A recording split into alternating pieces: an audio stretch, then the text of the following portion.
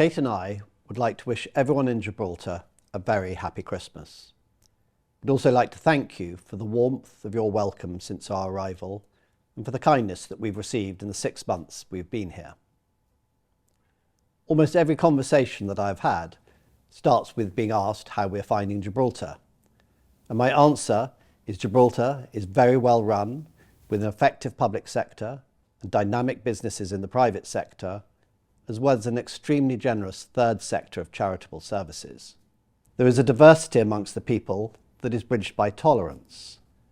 There's a wealth of historical context that comes through in terms of culture, family, lineage and architecture. And this all combines to make Gibraltar a fascinating place and one that is a pleasure both to visit and now to live in. I've visited all the schools in Gibraltar, and there is no better demonstration of the future than seeing the commitment to learning and future prosperity, aided by the very impressive teachers in well-maintained schools. The next topic that always comes up is the treaty. And whilst I'm not directly involved in the negotiations, I can assure you that Gibraltar and the UK negotiating teams are doing the most extraordinary job working through complex issues with our neighbours Spain and with the EU. UK stands shoulder to shoulder with Gibraltar, and there is no gap in between. But I know that uncertainty is unsettling. However, you can rest assured that in the Chief Minister and the Attorney General, Gibraltar's voice is heard at every level, and your interests are being very well represented, held to account by His Majesty's loyal opposition.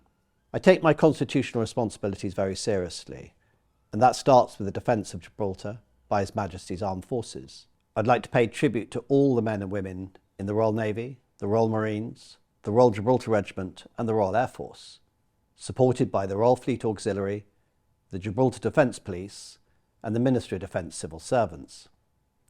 Their loyalty and selfless commitment is an inspiration to us all, as is the forbearance of their families. So we'll be thinking of all those servicemen and women who are apart from their families at Christmas. My other key responsibility is for the internal security of Gibraltar. As such, I've taken a keen interest in the Royal Gibraltar Police, and I've been very impressed with their dedication and responsiveness. It's easy to criticise the police at times for either doing too much or too little, but when things go wrong in life, it is the police to whom we all turn. As we enjoy Christmas with our families, please spare a thought for those police officers on duty. And as we head into the new year, let's all make a resolution to be more mindful of the pressures the police are under and to support them more. And the same goes for all the civilian uniformed services, from His Majesty's Customs, the Borders and Coast Guard Agency, and the Fire and Rescue Service and the Ambulance Service.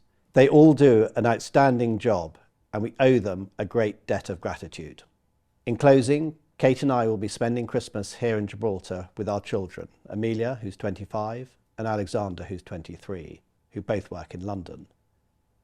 We wish you all a very happy Christmas, and no doubt we'll see many of you in passing over the holiday period.